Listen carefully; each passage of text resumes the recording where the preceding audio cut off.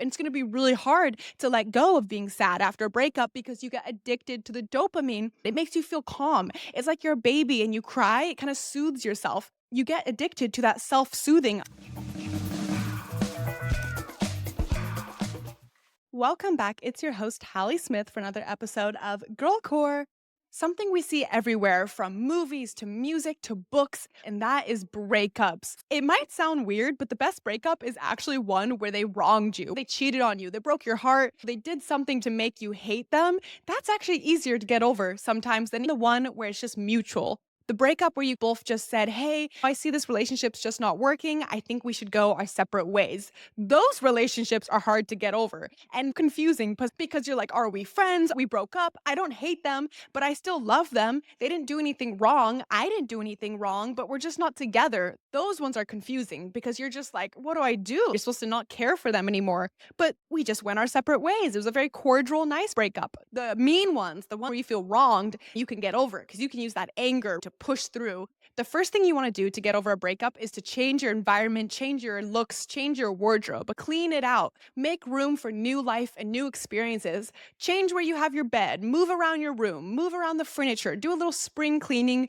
declutter. The next thing we need to declutter is the digital life, your phone. You need to go through that photo album and delete, okay? I know it sucks after a relationship when you have to take all these photos and videos and delete them. You're going to want to cry. It's going to feel weird, but you have to do it. You cannot keep any photos with your ex if it's super mushy, if they're kissing, or if there's any solo photos of them. Delete, bye-bye, gone. The only photos you're allowed to keep are event photos, like a big vacation or a party where you're like, these are the only photos I have. You can keep group photos, photos of other friends and all of you together. You can keep those, but anything super mushy, delete, bye-bye. The next thing is Instagram. You need to clear your Instagram. You cannot be in a new relationship and have a bunch of pictures with your ex. Even if you're just trying to go into the dating scene again, you don't want potential people seeing a bunch of pictures of your ex, okay? That's just gonna hurt them. It's just gonna make them feel bad. And also, well, are they over their ex? Because their ex is all over their Instagram still. So clear it out. Get rid of it. On Instagram, delete.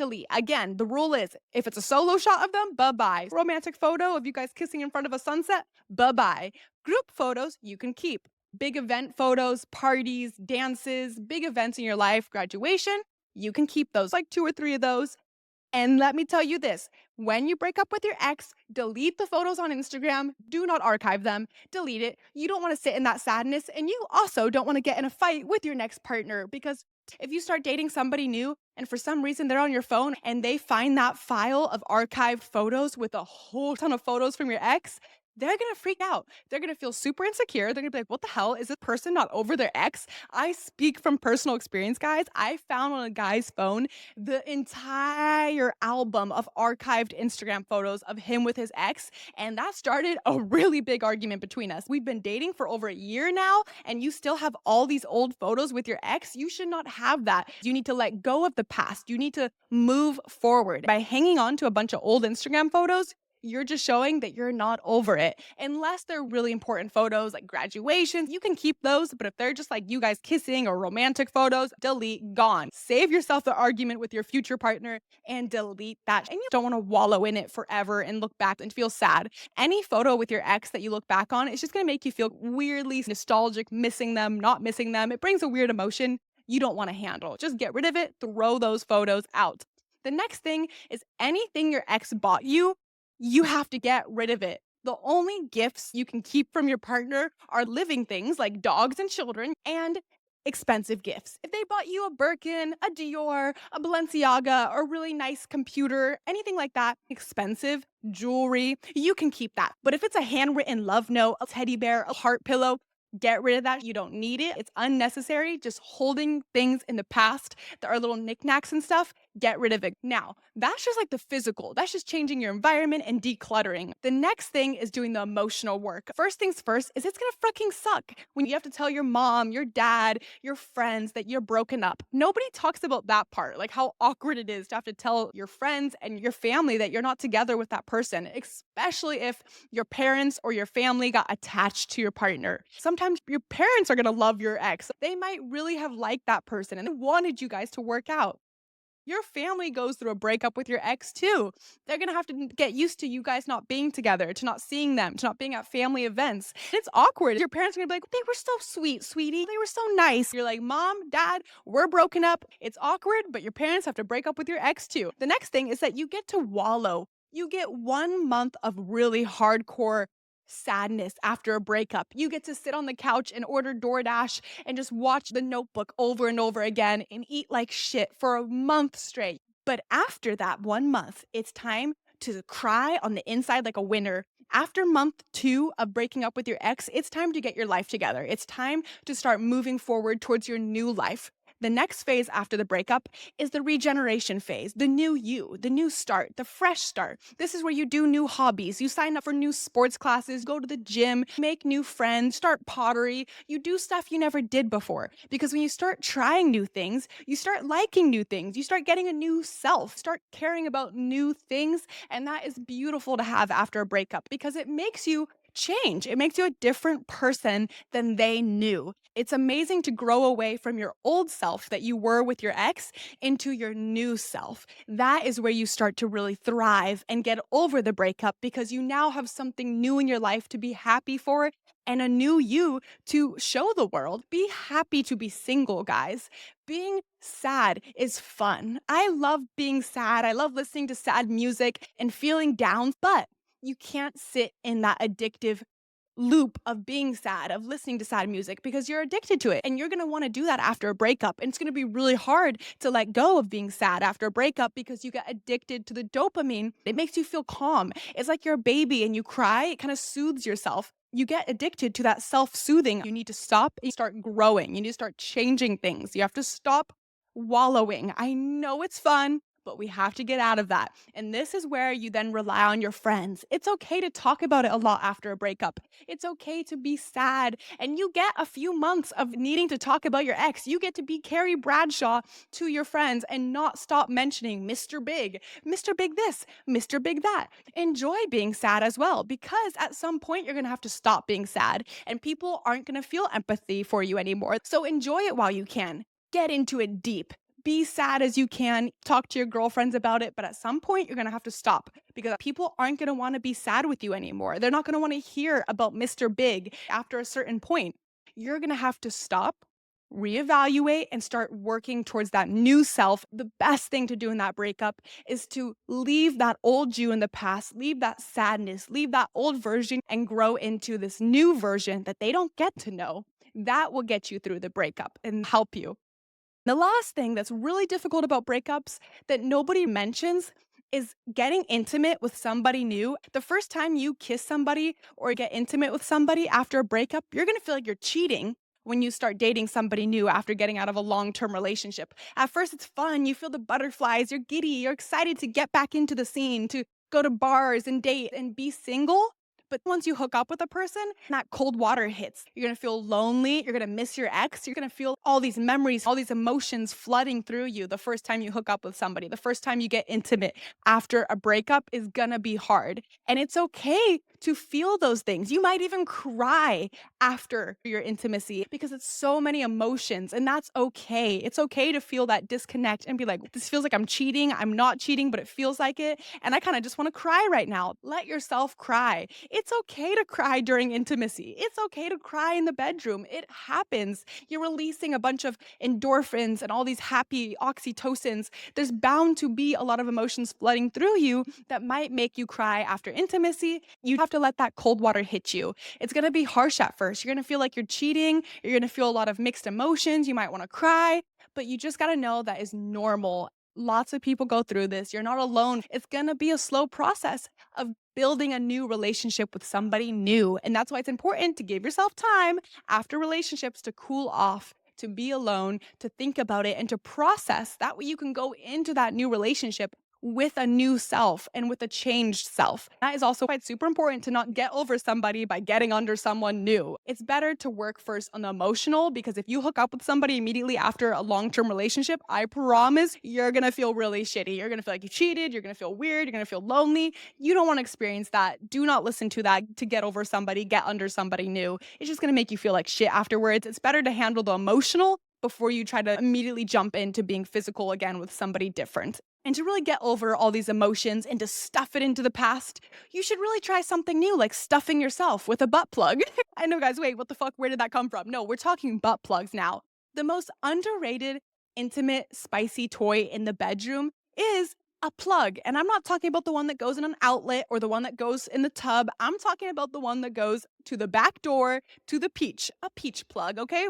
Pop it on up there. Have your partner go down south, bon appetit to Australia, down to the kitty cat, eat it up at the same time with the plug in, and you will most likely stimulate the big G and then spray. And it's the perfect way to get into anal. Butt plugs are amazing for getting you used to having something back there. And it's a super underrated technique to getting you prepared slowly for anal. Anal's not just something you jump into. You don't just shove it up your ass. Especially if they go down to eat, you might even easily spray. If you want to be wet and wild, put that plug up the back door and have them down there. If you want to be a sprayer, ladies, this is the easiest trick to be like a super soaker. Just use one of those little plugs, put it up there, and have your partner go down south, down to the kitty cat, eat it up at the same time with the plug in. You will most likely stimulate the big G and then spray. If you want to do that, I highly recommend you try a plug. It's the perfect way to get into anal. Plugs are amazing for getting you used to having something back there. Anal's not just something you jump into. You don't just shove it up your ass. You need to warm it up and you want to stretch it out by slowly having your man eat you out down there, maybe add a finger or maybe add a butt plug. You want to get used to having something back there first, whether just eating you out or fingering your ass or maybe a butt plug because they're super adjustable.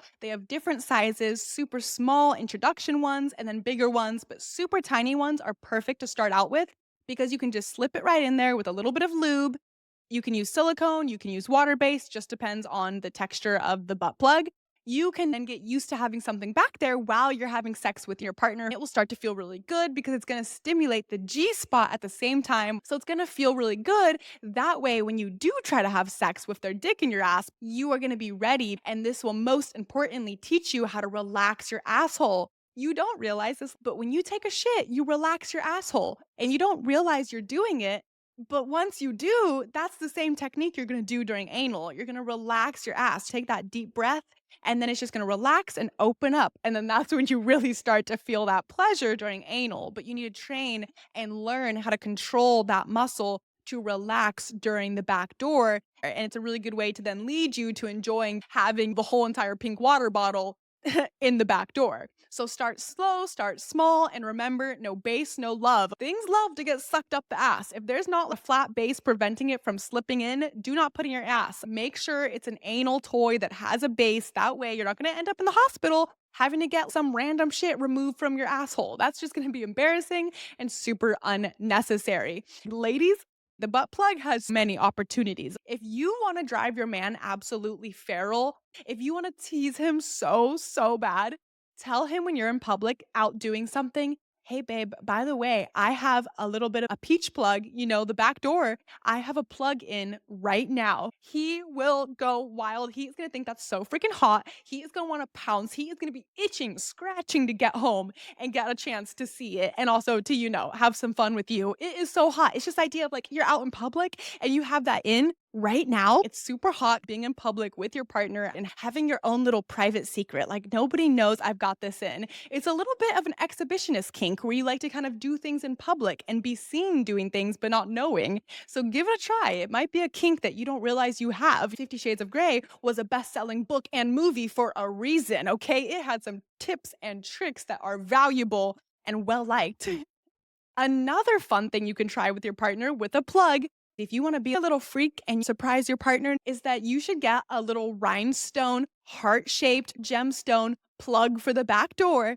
Have one of those little cute ones already in. When you guys start going to Pound Town and you surprise them face down, peach up, they're going to see that little heart-shaped plug and be like, wait, what? When did you put this in? They are going to think that's so hot. They are going to be obsessed with you because visually it looks super cute. It's going to look hot. And second thing, it is super hot to see your partner take charge of their intimacy and take charge of their pleasure. They're going to be like, damn, like This girl's a freak. I like it. So give it a try. Get a cute little heart plug.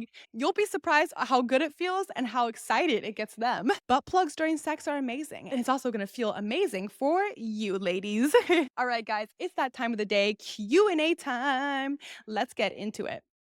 First question of the day. Hi, Hallie. I found out that my man was sending intimate photos of himself to another girl and was getting them back. He said he's super sorry, apologized, and took full responsibility for his actions, but I just don't know how to get over this and to fully trust him again. I want to trust him, but I'm finding it really difficult. If you find out that your partner cheated on you, whether it be emotionally or physically, it's really difficult to process. When you find out your partner cheated, even if it's just sending intimate photos, it's gonna make you spiral because it's gonna make you doubt yourself. You're gonna feel like, am I giving them enough in the relationship? Am I enough? Do they like me? Do they like my looks? Do they like my body? Especially because they cross the intimacy line, it also goes into the bedroom and it's gonna affect your sexual life and your sexual health. Because now you're gonna doubt yourself in the bedroom. Do they like my body? Do they like what I do in the bedroom? Do they like my techniques? Do they need something else? Do they want somebody else?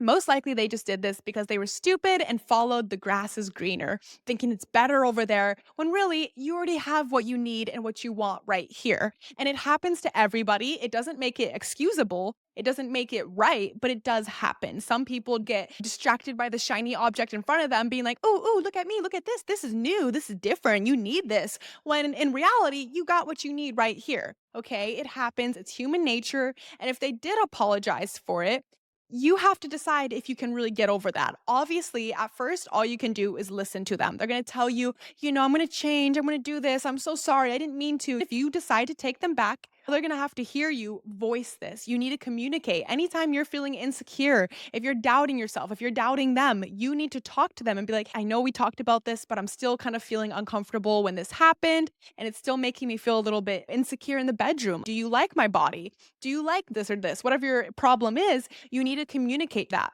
And they might get annoyed. They might be like, we already talked about this, babe. I don't want to hear this again. I was sorry. Come on. They need to listen. That's a red flag. If they can't sit down and listen to what you have to say, they're not worth it, okay? They messed up. They're gonna have to hear you talk about it. It might be for a couple weeks, it might be for a couple months. You can't just heal overnight after somebody betrays you, especially intimately in a vulnerable way like they did. So, if they want the relationship to last, they are gonna be a good person and listen to you and acknowledge that you're hurt and that you're still working through it. And they're going to have to listen to it for weeks and months on end. The only thing I say to you, though, is if you are still hurt from your partner cheating on you, you have to be respectful and nice when you communicate and talk to them about it. You can't start a fight and be yelling and screaming at them. You need to be mature and be like, hey, this is still bothering me. Can we talk about it? And hopefully they're mature enough to be like, you know what? Yes, let's talk about it. And they can help you feel better about it. But you have to be emotionally mature. You can't go off the Richter and be yelling and screaming. Obviously, the first time you find out when they cheated, you might react like that. That's okay. That happens. But after that, you need to communicate like an adult. The second thing after somebody cheated, besides, them having to listen to you and communicate, is to also see the change. If you see them making an effort to make the relationship better, to invest their time into your relationship and really change, good. But if you're just hearing a lot of yappa, yappa, yappa, and you're not seeing results, seeing them giving you more attention or giving more love to the relationship, red flag. At that point, if they don't want to hear it, communicate, and actually change, it's time to leave them. They cheated, they've screwed. You are a nice person. You tried to forgive them. You really love them. If they're not changing and they're not listening to you and letting you openly communicate, you have to leave them. Don't ever feel bad for taking somebody back after they cheated on you. It is not a poor reflection of you. Never get mad at yourself for taking somebody back after they wronged you, whether it was a friendship or a relationship. That is just a reflection that you are a good person, that you really loved that person. You really respected that friendship. You tried to take them back. You tried to make it work, yet they showed you that they didn't really care, that they weren't sorry. That is just to show you they are not a high value person. You don't need them in your life. You are a high value person. You're sweet enough and you really love somebody enough to try again. Don't be mean to yourself and be like, oh, I'm so stupid for thinking they would change, or I'm so stupid for taking them back. No, you're not. You're a sweet, kind, beautiful person who actually has a real heart. Hi, Hallie. I saw your TikTok about are you always in the mood or are you just looking for confirmation that they like you? I feel like I don't get enough compliments from my partner. I don't want to be that girl and have to tell him to give me compliments, or else I just feel like he's going to tell me what I want to hear. How do I work through this? If you feel like your partner is not giving you enough confirmation in the relationship or enough compliments, it's probably because they're not feeding your love language. People like to feel loved and be loved in different ways. Everybody has a different way that they like to be loved and appreciated. It sounds like you like words of affirmation. You like reassurance that you're loved, valued in your relationship, and that your partner appreciates you. That is usually connected to words of affirmation. Something super fun you can do with your partner to find out how they like to be loved and to show them how you like to be loved is to take the test together. Be like, hey, babe, I saw this really fun thing we should try. It's like a relationship test on how we like to receive love and appreciation. It's super fun. And then together you can read your results and they could be like, oh my gosh, you like words of affirmation. You'd be like, yeah, actually, I do connect with that. I do feel like I need more assurance and compliments because that's how I feel appreciated. And then that is a subtle way of you getting to tell them, hey, babe, I need more compliments. You can see there's quality time and they need more time with you one on one. They really feel seen and time spent together, not just sitting on your phones. You're really together having that quality one on one time. And you guys can see what you guys each need. And it starts a fun discussion and how you guys can each improve it. And you actually have a list of it. It's not just like one love language, you have multiple. Usually it's ranked like words of affirmation is probably number one. Maybe number two is gifts. Maybe number three is quality time or acts of service. So you have an order of what you need in a relationship and what really matters to you. And it's really important to see in a relationship how to love your partner. It's the perfect setup for if you feel like your partner's not giving you enough in the relationship of how you like to be loved, you can bring it up again and be like, hey, remember how we took that love language test and it said I really need quality time or words of affirmation? I feel like I'm not really getting that at the moment. It's really important to me. It just makes me feel good. It makes me feel appreciated. And then hopefully your partner is a mature adult and be like, yeah, I'm sorry. I'll try to work on that and talk to you more and tell you these things more and work on it. They shouldn't get aggressive. They shouldn't take it defensively. They might feel like, oh, well, I feel bad. Like, you feel bad? Like, no, I'm just telling you it would make me feel even better. Like, I know you love me, but I want to hear you love me. Or I know you love me, but I still need that quality time. So it's a really easy way to bring it up in a way that doesn't make you look or over dramatic, okay? Because you're not. It's really just speaking that your love language is not being met. Last question. Hi, babe. I literally watched almost all of your videos. I love you. Oh, thank you. I was wondering though if you can help me out giving brain to my boyfriend. Honestly, I'm struggling because he is so much bigger than I'm used to, and I'm kind of scared, especially if my teeth hit his thing. I know I just need to be confident in doing it, but I'm not. How do I get less nervous? If your man has a really big pink water bottle and you are struggling to take it all, you need to work on using your hands and your mouth at the same time. You might hear like a stupid person say like never use your hands during head. If you're using your hands, it can be the perfect addition to good head. If it's really big, you could literally go barely to half the tip and your mouth is full. If you're struggling because your partner has a really big pink water bottle, focus on the top. The top is the most sensitive part. You don't need to be going all the way down. I know that's all over media. When you watch spicy videos, the girl is always taking the entire pink water bottle. Half the time, though, that's unrealistic. Lots of people can't do that. And the tip is actually the most sensitive. The base has less nerves, so there's actually less feeling. What you can do is focus on the tip. Really make sure you're teasing around there with your tongue, licking it, flicking it up and down, kind of licking around the edge. It's super sensitive. Flick your tongue at the tip. And at the same time, you can be stroking up and down with your hand. If they're, circumcised, uncircumcised, this works for both. Make sure it's nice and wet. The wetter, the better. Keep it nice and slippery. And while you're on the tip, you can give attention to the balls. You can be stroking with one hand and get your mouth underneath. Give the balls some attention and then kind of mix up that variation of tempo, going faster, slower. If you're struggling, whether they're too big or your mouth is too small, is really building up the visual aspects. Guys, especially, are very visual. They want to see it. Slap it on your tongue. Use both hands. These things make it more exciting and visually pleasing where he's like, wow, she really wants it. Even if you can't take it all the way down, you're still trying your best. You're going crazy. You're using both hands. You're using your mouth at the same time. You're really doing all you can. He will be very happy and very pleased. Don't worry about going super fast. If you're just doing a nice medium tempo, just focus on gaining tempo and getting consistency rather than trying to go super fast or super crazy. That's when you might accidentally hit your teeth on it, kind of scrape it. That's usually when I've done that. Like, I've usually scraped it or hit my teeth because I was going too fast and it slipped. Slow it down and you won't have those little mess ups. Whew. All right, guys, this wraps up this episode of Girl Core. I love you guys. If you want to listen more, you can always check out the Wednesday episodes on Hero, which are linked down below. I had a fun episode last week about edging and how to get out of a slump with your partner by adding that into the bedroom. But if not, I'll catch you next Sunday for another episode of Girl Core.